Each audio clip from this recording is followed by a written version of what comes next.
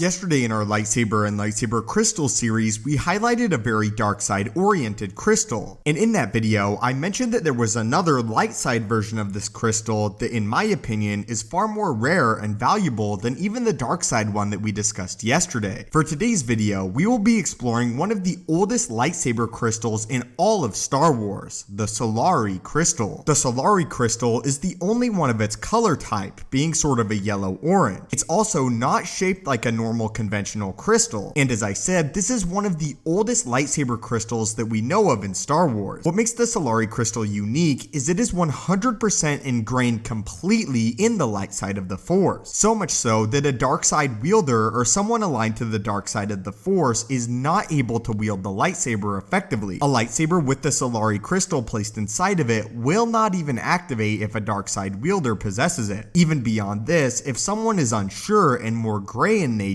still the lightsaber will fail to activate. Only someone completely pure of heart and completely placed within the light side of the Force is able to activate the Solari lightsaber crystal. The true origins of the Solari crystal are completely unknown. What is known though is it has belonged to the Jedi Order ever since it was created, and since lightsabers were created. Something else unique about the crystal is even other light side orders were not able to use it, only a light-sided Jedi. If that Jedi were ever to falter and not remain pure of heart, again the lightsaber crystal would not work. When the lightsaber was functioning though, it was one of the most powerful items in the Star Wars universe, and the wielder of it was nearly unbeatable in a lightsaber duel if it ever came to that. Something else that's unique about the Solari crystal is it could never be corrupted by the dark side of the Force like other lightsaber crystals could. Other lightsaber crystals could change allegiance if a powerful enough dark side user ever came into possession of it. However, the Solari crystal could never be corrupted and would always remain a Jedi crystal. The earliest wielder of the Solari lightsaber crystal was Od Banar. Od Banar being a Jedi completely pure in heart and one of the lead experts on the Sith Order among the Jedi. Although he seldom fought in lightsaber duels, again he was considered a master of them, but far more powerful than this was his knowledge of both the Jedi and the Sith. Within the Jedi Order, it was Banar's job to teach Jedi how to fight the dark side of the Force and its powerful pull. At the end of his life, Banar gifted the Solari lightsaber crystal to the purest and most promising of his students. That student's name was Sheila Nur. Sheila Nur would later use the Solari lightsaber crystal to hunt down the Sith in what is known as the Great Jedi Hunt, an event that basically involved the Jedi Order actively going out into the galaxy in large number with the goal of destroying all the remaining Sith. Unfortunately though, following the Great Hunt, Sheila vanished, never to be seen again, along with the Solari crystal. Although Sheila would never be found again, the Knight Revan would eventually find the Solari lightsaber crystal. Interestingly, the Solari lightsaber crystal was found deep within the tomb of Naga Sadow on Korriban. Naga Sadow being one of the most powerful ancient Sith Lords in all of Star Wars, and someone definitely powerful with the dark side of the Force. Amazingly, to Revan's surprise, the Solari crystal had remained uncorrupted. This led many to speculate that Sheila had in fact turned to the dark side of the Force, thus why the crystal was left in the tomb of Naga Sadow, as Sheila was no longer able to use the lightsaber crystal, and although her fate is unknown, all that is known is that she did in fact leave the crystal behind, something that only a darksider would ever do. It was after this that Darth Revan took the lightsaber crystal. Revan discovered that if he paired the Solari gem with two other types of Solari crystals not quite as rare as the Solari gem, he could actually use it without being a light side wielder. However, it is ultimately revealed that Darth Revan did not use the lightsaber crystal for very long, as he likely found it difficult. Supposedly, after Darth Revan was reformed and turned back into a Jedi Knight, he again gifted the Solari crystal back to the Jedi Council, where the Solari gem has presumably remained ever since, again being the oldest and most powerful Jedi lightsaber crystal that we know of. But that was everything that we know about the orange-yellow Solari lightsaber gem, and how only a Jedi pure of heart could ever use it. But what are your thoughts on the Solari gem, and had you ever heard of it before this video? I hope to continue this series in a few more videos, so if you would like to leave suggestions on lightsaber crystals below, please do so. As always my friends, thank you guys so much for watching the video, may the Force be with you, and have a great day.